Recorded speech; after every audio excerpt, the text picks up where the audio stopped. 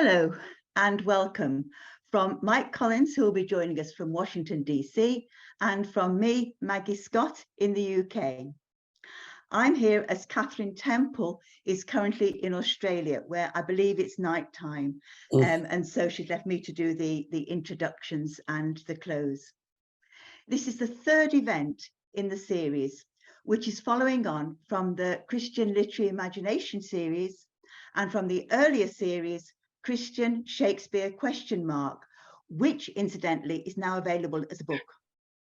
All three series are part of Georgetown University's Humanities Initiative in association with Campion Hall, Oxford, and Las Casas Institute, Blackfriars Hall, Oxford. In a moment, Mike Collins will be introducing our speaker, John Pfordresher. Now, your participation is important as ever. And so if, like me, you're listening to the event and thinking, I wonder why he said that, or what's that all about, then please use your question and answer key at the bottom of the screen. You can do this from the moment the session begins, and we'll try and answer your questions today, depending on the time available. Remember to use your question and answer button, not the chat one. Okay, over to you, Mike. Thank you, Maggie, for the introduction to our session today. It's my pleasure to introduce today's speaker, John Pfordresher. John is Professor Emeritus of English at Georgetown University. For 50 years, he taught college and graduate level students, first in New Hampshire and then in Washington, D.C. He has published books on Alfred Tennyson, Matthew Arnold, and Charlotte Bronte, as well as a theoretical study of the historical emergence of the Catholic imagination. He received the Bunn Award for Faculty Excellence from Georgetown College in 2009. During his tenure at Georgetown, John taught frequently at the Villa Le Balze, Georgetown Study Center in Florence. It's actually in Fiesole, just outside of Florence. There he introduced students to Ruskin's writing on Italy, taking them then to Venice, walking them around the center of the city, and bringing them finally out to Torcello, bringing them out to Torcello to enhance their reading of the Stones of Florence with the actual experience of the places Ruskin describes. I should add here that John was an outstanding teacher, and as a faculty member in residence at the Villa Le Balze on many occasions, he created genuine learning communities in which his students, who loved him dearly, his students grew in wisdom and in grace. It's my great pleasure to welcome my friend and colleague, John Pfordresher. Michael, thank you. And thank you so much for what you just said. That's so generous. Thanks to Michael Scott for inviting me to participate in this important series. Thanks to Mary Gordon for making everything work. And thanks to Margaret for her gracious introduction to today's session. Catherine Temple got us going, suggesting that this series was to deal with literature, art, and the environment. And that we were to take a look at writing about the environment, about the natural world, and the interrelationship between that natural world and human effort, especially artistic effort. So John Ruskin, of course, fits in perfectly because throughout his whole life, as a writer, as a thinker, and in fact, as a highly skillful visual artist, he was concerned with these issues and themes. On our first slide, I'm quoting Leo Tolstoy. His admiration for Ruskin is pretty typical of a kind of worldwide reputation that Ruskin earned during his lifetime, and that has been maintained ever since. Tolstoy writes, Ruskin was one of the most remarkable men, not only in England and in our time, but of all countries and all times. He was one of those rare men who think with their hearts. And so he thought and said not only what he himself had seen and felt, but what everyone will think and say in the future. And perhaps to some degree, this remains the same. Only 2 weeks ago, the Commonweal, the periodical Commonweal, published an essay by Eugene McCarran titled Pope Francis, John Ruskin, and Laudato Si. So Ruskin is still current. Torcello is a part of a 3-book project titled The Stones of Venice. And the argument for Stones of Venice, the whole project, all 3 volumes, is that the Stones begins with alerting the reader to parallels between 2 oceanic empires, the Venetian and the British. And it functions as an effort to, quote, this is now Ruskin, restore the faint image of the lost city of its founders, built by iron hands and patient hearts, contending against the adversity of nature and the fury of man. After frank inquiry into the true nature of that wild and solitary scene, whose restless sands did indeed shelter the birth of the city. So the Torcello chapter begins with a study of the environmental setting from which, Ruskin goes on to argue, Venice emerges.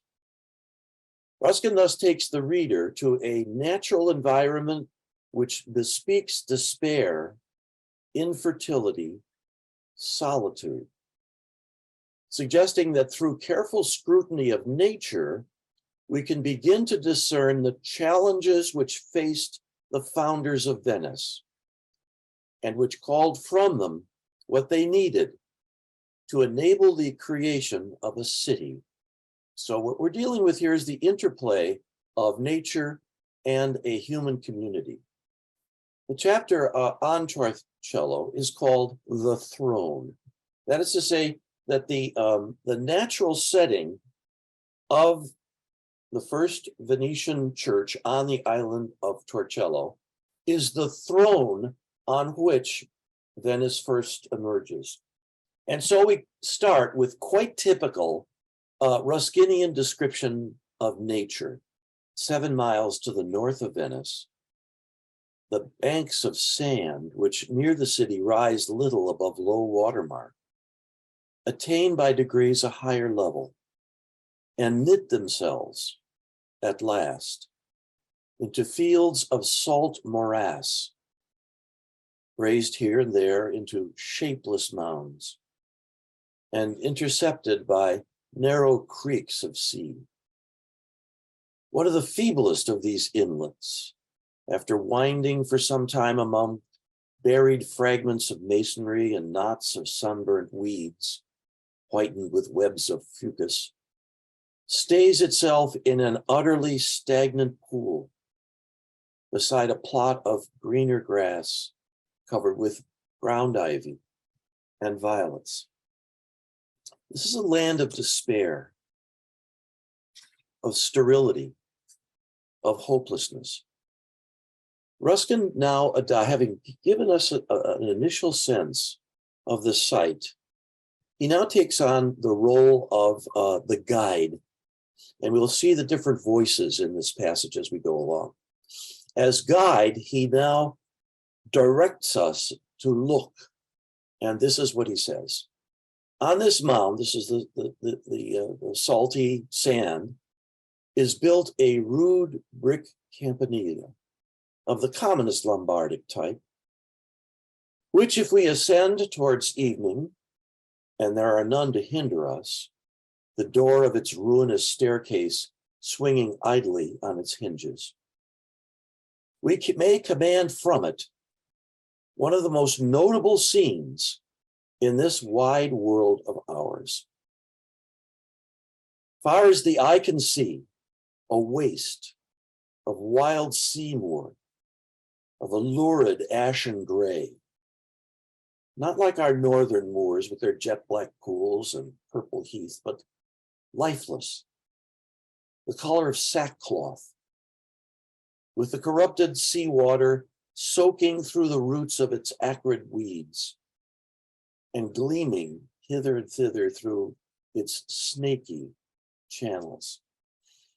And obviously, almost every element of this description is emotional, psychological, right? Even philosophical, as well as a literal description of what one sees.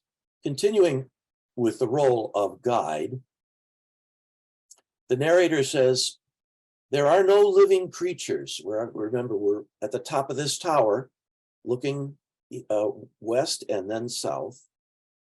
There are no living creatures near the buildings of Torcello, nor any vestige of village or city round about them.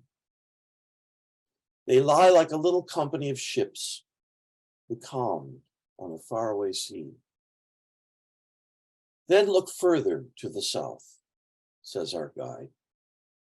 Beyond the widening branches of the lagoon, and rising out of the bright lake into which they gather, there are a multitude of towers, dark and scattered among square set shapes of clustered palaces, a long and irregular line fretting the southern sky. Mother and daughter, you behold them both in their widowhood, Torcello and Venice. The account is now going to explain why widowhood, and why mother and daughter, and why Venice seems to fret the horizon. And the speaker, the narrator of our passages, now adopts a different kind of role and takes on the role of a writer of historical fiction. Walter Scott, one of Ruskin's favorite writers. And Ruskin now evokes for his reader a picture, a dramatic picture. And the picture is of the place, Torcello, 1300 years earlier. So we've been in the tower, we've seen Venice as well as the island of Torcello, but now our imaginations are excited by picturing what was going on 1300 years earlier. The gray moorland looked as it does this day, but on the line of the horizon, there were strange fires mixed with the light of the sunset, and the lament of many human voices mixed with the fretting of the waves on their ridges of sand. The flames arose from the ruins of Altinum, the lament from the multitude of its people, seeking like Israel of old, a refuge from the sword in the paths of the sea.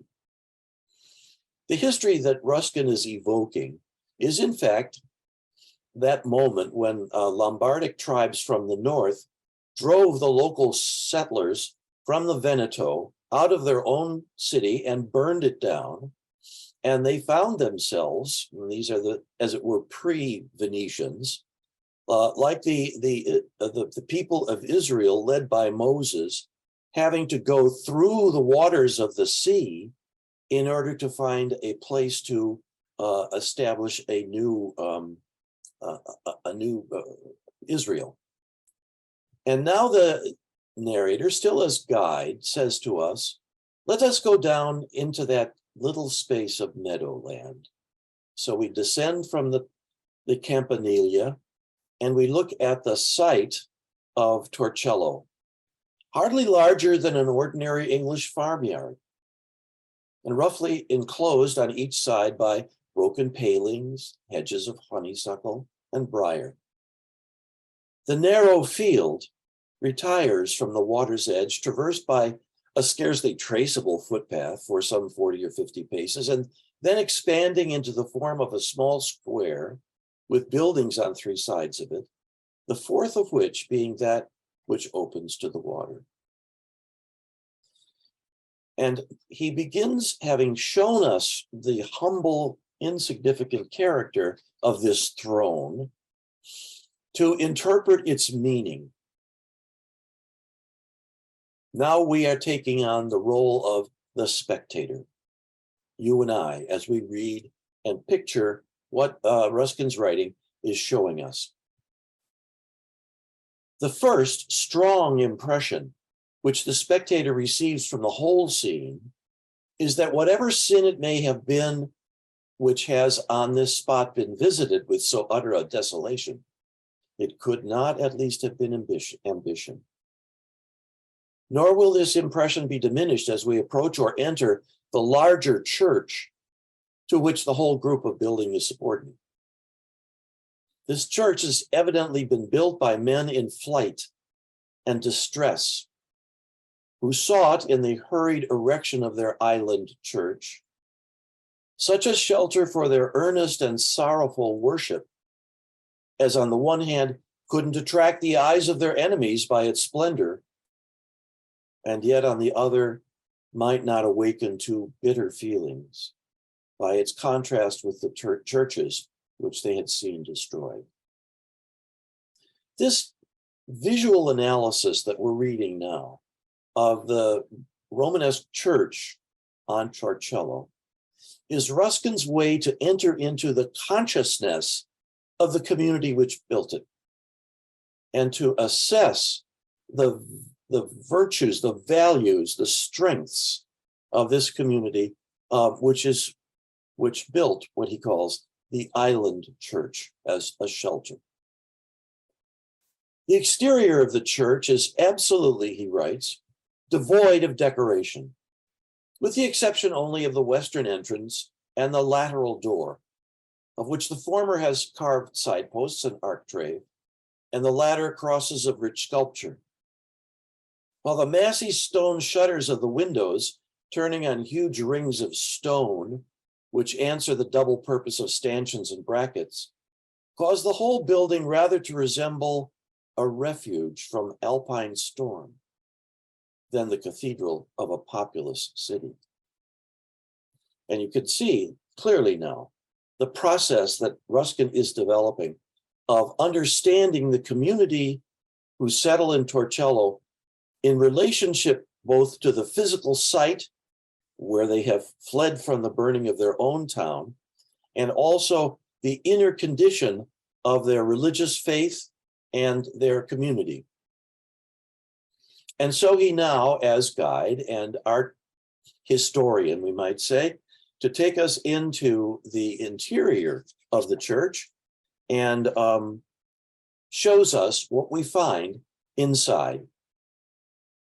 Internally, the two solemn mosaics of the eastern and western extremities, one representing the Last Judgment, that's on the west, the other the Madonna on the east, her tears falling as her hands are raised to bless, and the noble range of pillars which enclose the space between, terminated by the high throne for the pastor and the semicircular raised seats for the superior clergy, are expressive at once of the deep sorrow and the sacred courage of men who had no home left them upon earth, but who looked for one to come. Men persecuted, but not forsaken, cast down, but not destroyed. Weaving King James Bible language into this passage is part of its strategy to equate the people who settled Torcello with the people of Israel and with the disciples following Jesus of Nazareth, as we'll see. Ruskin argues that this community had a very simple, highly focused theological conviction. The mind of the worshiper, he says, looking at the interior of Torcello, was fixed entirely upon what he calls two great facts: to him the most precious of all facts, the present mercy of Christ to his church, the Virgin, and his future coming to judge the world, the mosaics of the end of time on the western wall. And to pray that in his infinite mercy, he, that is Christ, would hasten the time when the sea would give up the dead which were in it, and death and hell give up the dead which were in them, and when they might enter into the better kingdom, where the wicked cease from troubling and the weary are at rest. So this is a kind of theology, a kind of community conviction, which is looking towards end time. And regarding that, hopefully, as a translation into paradise. Continuing to scrutinize the interior, pretty much as a historian, art historian, the voice of the narrator continues, making a comparison with the furniture of British churches, stalls and canopies. They're not there. Instead, what he finds is a dignity which no furniture of stalls nor carving of canopies ever could attain, and well worth the contemplation of the Protestant, both as sternly significative of an episcopal authority, which in the early days of the church was never disputed, and dependent for all its impressiveness on the utter absence of any expression either of pride or self-indulgence. And of course, he's thinking of the later Venice. But there is one more circumstance which we ought to remember as giving peculiar significance to the position which the episcopal throne occupies in this island church. Namely, that in the minds of all early Christians, the church itself was most frequently symbolized under the image of a ship, of which the bishop was the pilot. And now come two comparisons. Ruskin is endeavoring to penetrate the consciousness of these early Venetians, and so he makes reference to two biblical types. And the first of the two is Noah's Ark. Church as ship, bishop as pilot. Consider the force which this symbol would assume in the imaginations of men to whom the spiritual church had become an ark of refuge in the midst of a destruction hardly less terrible than that from which the 8 souls, that is to say Noah and his family, were saved of old. A destruction in which the wrath of man had become as broad as the earth and as merciless as the sea, and who saw the actual and literal edifice of the church raked up itself like an ark in the midst of the waters. The Venetians settling Torcello are like the few people saved by God from the general flood. They've been saved by God from the destruction of their city. And Ruskin then goes on to make another comparison, a story from the Gospels, in which Jesus and his followers are on the lake of Tiberius. He's asleep. A terrible storm comes up. The disciples are terrified by what's happening, and Jesus calms the wind and the waves. Here's Ruskin's use of that type.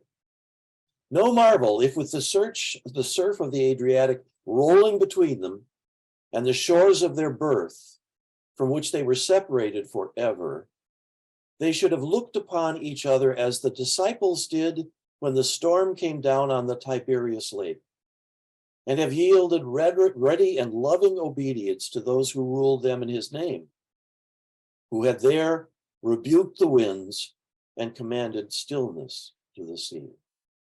So in Torcello, Ruskin understands the archiepiscopal leader and pilot enjoys the the faithful adherents of his people.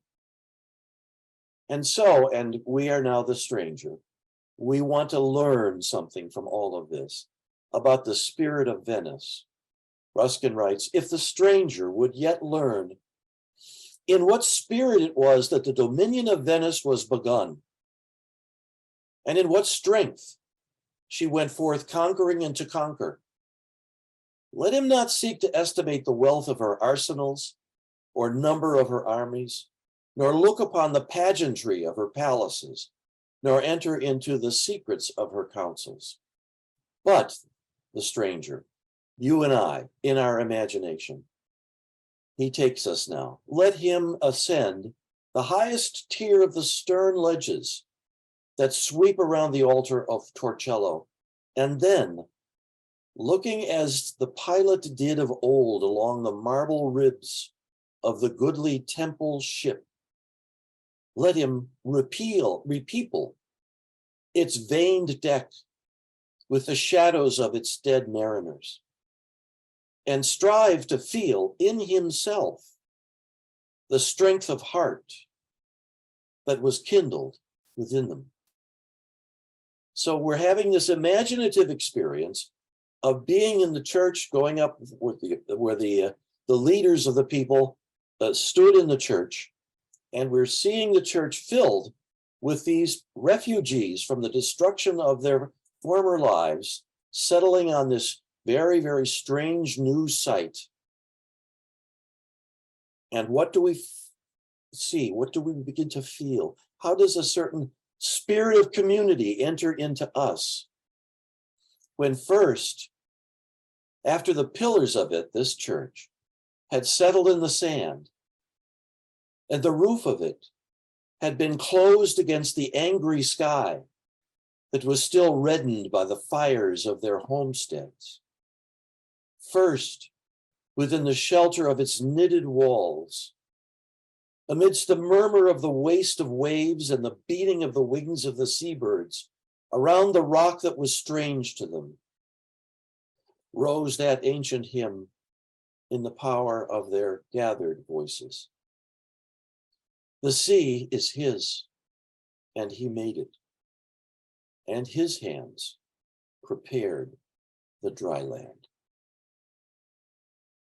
This is the culminating climactic moment of Ruskin's introduction of us to Torcello. It ends with a phrase from Psalm 95 and understands this church, this little town, the mother of Venice, to have been the consequence of a kind of divine preparation by a God who controls the sea and who has prepared for the future time the dry land. So this is this now ends our slides, and thanks for listening. And it's time for me to turn everything over to Michael Collins. Thank you. Good. All right. Here I am. To those who are watching, who have watched the presentation, if you have any questions you'd like to ask John or any observation on his talk, please use, as Maggie said, the question and answer button on your Zoom your Zoom screen, and I'll try to field those questions and pass them on to John. In the meantime, to get us started, I'll ask John a question and see how he responds to this. Ruskin imagines Torcello clearly as a place for as a refuge for displaced people, and even uses a metaphor that for us recalls not only the biblical story of the Bible, as you mentioned, but a video game in our own time called The Ark, so where people find shelter and safety. The island is an ark on which the inhabitants escape destruction, transform the natural world, and create a new human environment. Ruskin seems in his in the essay to celebrate that creativity, that making, bringing human work and transforming that the depressed environment. But as we now know, Venice is an environmental disaster. The cruise ships come in every day. They flood the place. It has been it's overrun with tourists. We all know. We all read that in the paper. So it's an environmental disaster threatened by the tourists who are drawn there by the exotic beauty of the built environment. People go there to see this interesting city. Does Ruskin ever address the threats to the environment that the refugees pose as they build their church on the island? And so ultimately, over the long course of history, attracts tourists like himself to destroy the very things that they have put into motion by the building on the island. Does that make any sense, John? Of course it does, Michael. And these are terrifically important issues. It sounds like we can use some of our time for me to address them, and I'm eager to. Ruskin was working on Stones of Venice in 1850, was published 52, 53. Living in Venice, he was keenly aware in the middle of the 19th century that the city itself was already in danger of kind of general destruction. The high waters, the Acqua Alta, which I gather they're having right now in Venice, the droves of 19th century tourists, the train station had been constructed, and so Ruskin writes, in fact, in Stones of Venice, about this glass and iron building, which permitted floods of mid-Victorian tourists to enter the city. And this, of course, distressed him completely. So a couple of things. He saw the writing of Stones of Venice as an effort to somehow preserve a Venice that was already sinking, right? So he measured everything. He drew very detailed images, and he had a photographer working for him, and they were trying to, in a sense, save the city with words and pictures that might soon no longer be. But also, and really of greater importance to Ruskin, and if you begin to think about the passages that we heard me reading aloud, you can sense what's going on. Ruskin was deeply dismayed at what Venice became in the Renaissance. And he found it a city that had started with a church like the church in Torcello, and then had become corrupted by a Renaissance which was filled with false values, with pride, with assertion of power and economic control over the Mediterranean, and that the strength to survive, which had created Torcello, had been so corrupted that the city was filled with what Ruskin regarded as bad buildings. He hated the Renaissance. The word Baroque hadn't been invented yet, but he hated the Baroque. And so the project in Stones of Venice is to try and go back through time to find the primitive Venetians. And that's what we heard in the passage, right? These people who had a stern and univocal Christian belief, which made them humble and made them accept the God that they believed had rescued them and permitted them to build the island church. So the doges, the enormous republic, the Serenissima, all of that he has no time for. I think we all know that by the 18th century, Venice was regarded as one of the in terms of morality, most corrupt cities in Europe, it was a place to go to have sexual adventures, to get drunk. Has this changed very much in the last 2 centuries, 2 or 3? No. But that's not the Venice that is being celebrated in Torcello. Quite its opposite. Does that help at all, Michael? Yeah, yes. Yeah. It's sort of like the Dr. decline and fall of the Venetian Empire, following on the decline and fall of the Roman Empire, which had been the great historical project of the preceding century. But he's still on the side of the to make a crude distinction. He's still on the side of the builders rather than leaving the environment as depressed as and despondent as might be. Forgive the pathetic fallacy, as despondent as might be, to leave it alone or to not to what are the fashionable words, to invade the environment with human building and so on. Yeah. You're exactly right. And in fact, in that climactic final slide, we find him asserting by the use of the passage from the Psalms that God himself had created the throne upon which Torcello is built, that it was God's intention to make the place where people could build a proper church. Yeah.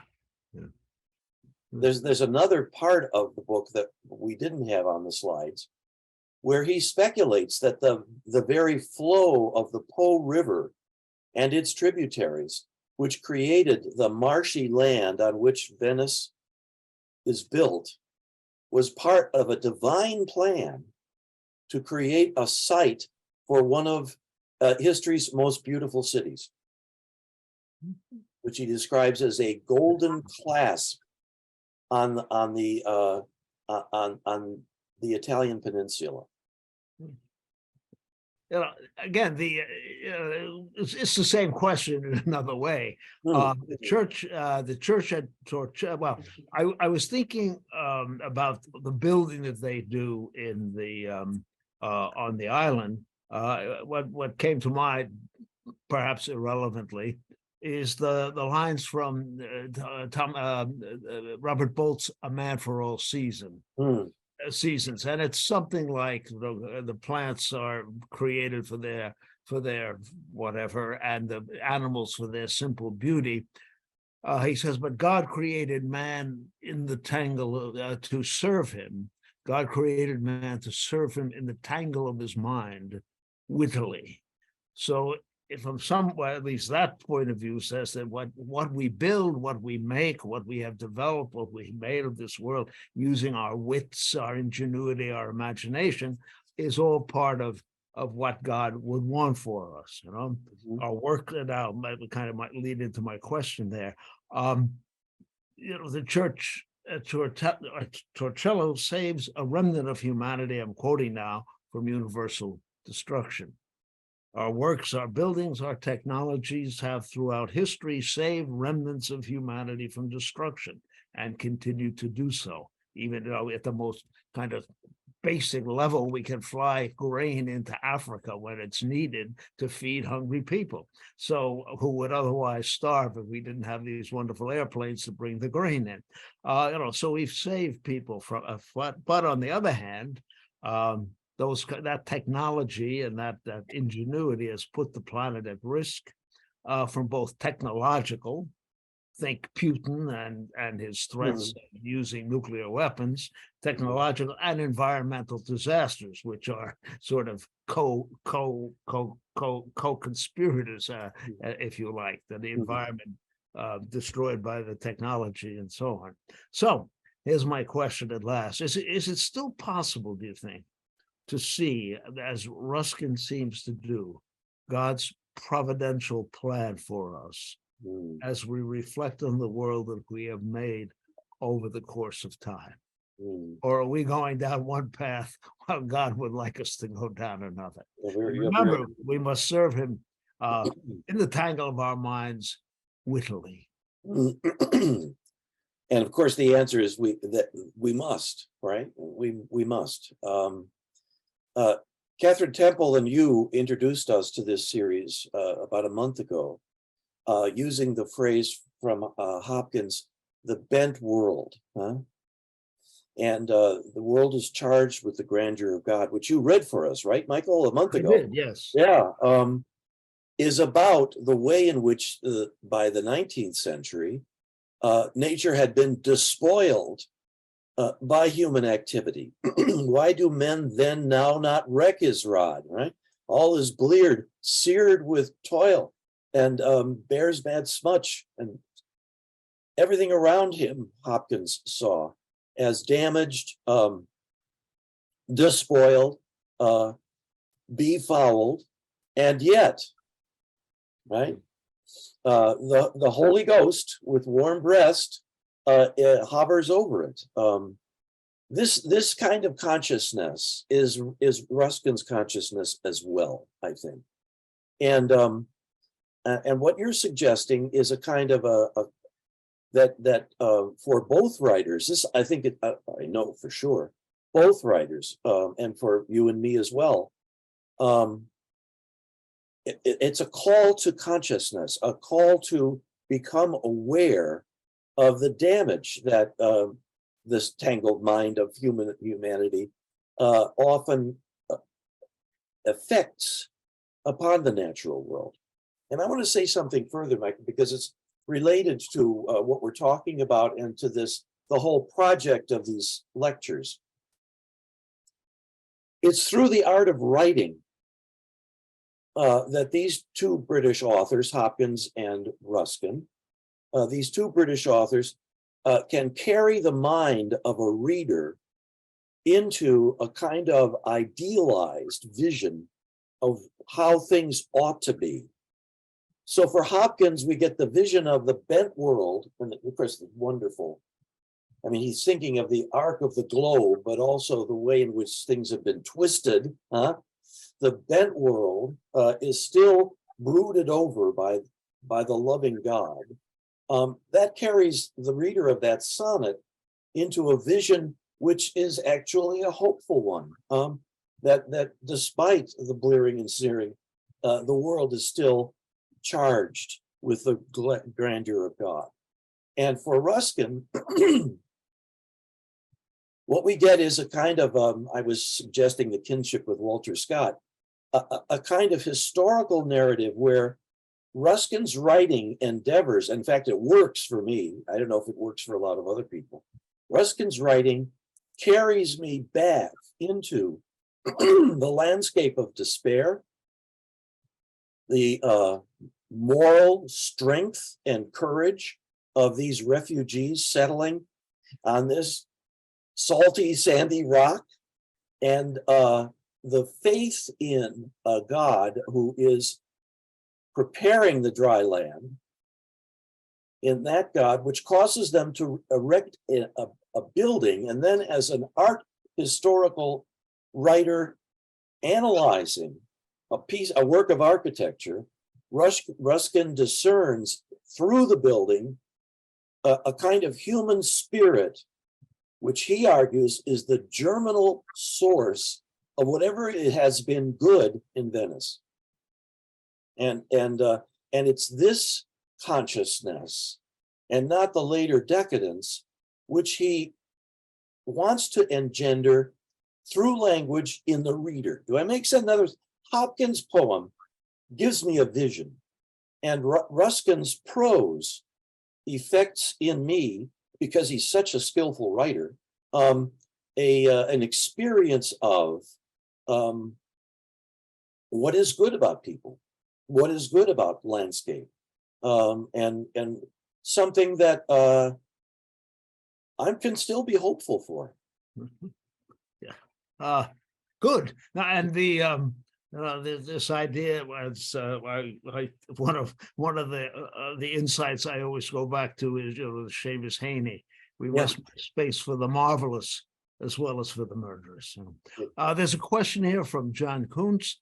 He writes, "It appears that Ruskin wrote this in middle age, yet the passage you presented seemed deeply influenced by his evangelical roots.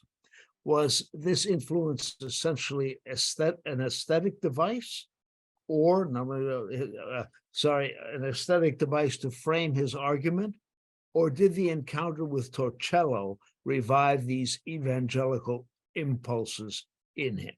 Oh, it's wonderful. Thank you for that question. John Coots, did you say? Yes. Yeah, thank you very much, John. Lots to consider here. Ruskin's mother was a very, very devout evangelical Christian. And so when he was a little boy, she set him to memorizing long passages of the King James Bible, which became a formative influence on him as a writer of prose. And also, her strong religious faith was his for some long time. But his own interior beliefs got complicated as he reached maturity. When he's writing Stones of Venice, and you notice he at one point tries to deal with the Roman Catholic cult of the Merciful Virgin, and he addresses how a Protestant reader could react to the mosaic of the Virgin beseeching God's help that's on the eastern apse of Torcello.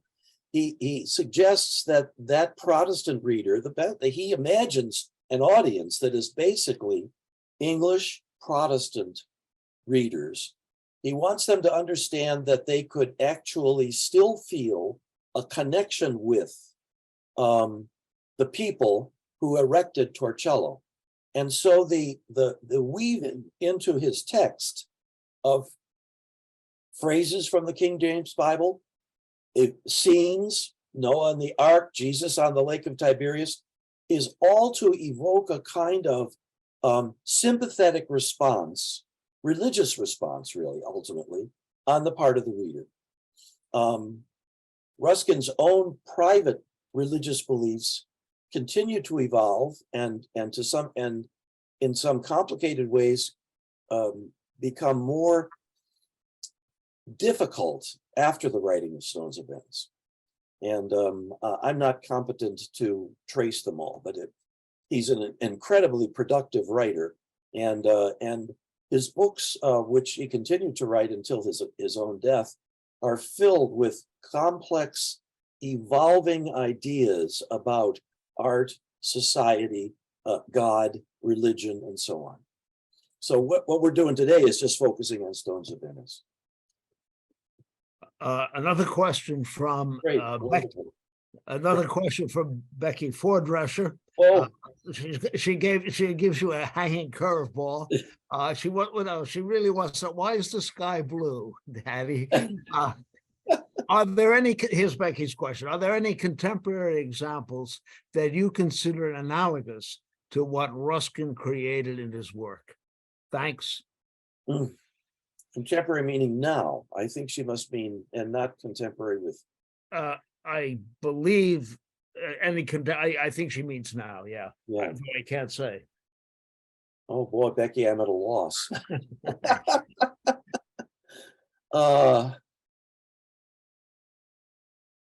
I'm trying to think here. What? One of the things that I would suggest to Becky is Mary McCarthy's wonderful book, which uses Ruskin, called The Stones of Florence. And Mary McCarthy's, this is written in the 1950s, I think, Mary McCarthy's effort to come to understand the city of Florence and its history through buildings and works of art and so on, and to achieve a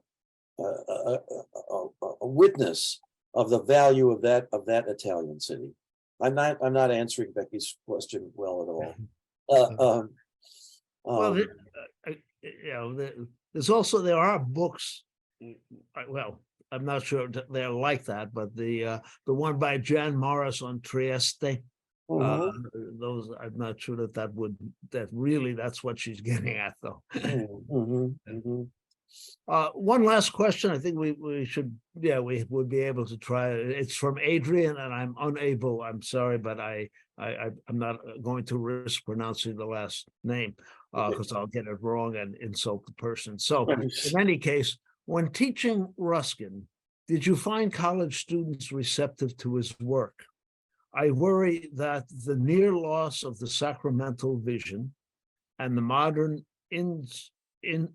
instrumentalization and, I'm sorry, I got to bring this down, objectification of the world, his words are almost alien to today's readers. So the near loss of the sacramental vision and the modern instrumentalization, objectification of the world, with that, his words are almost alien to today's reader.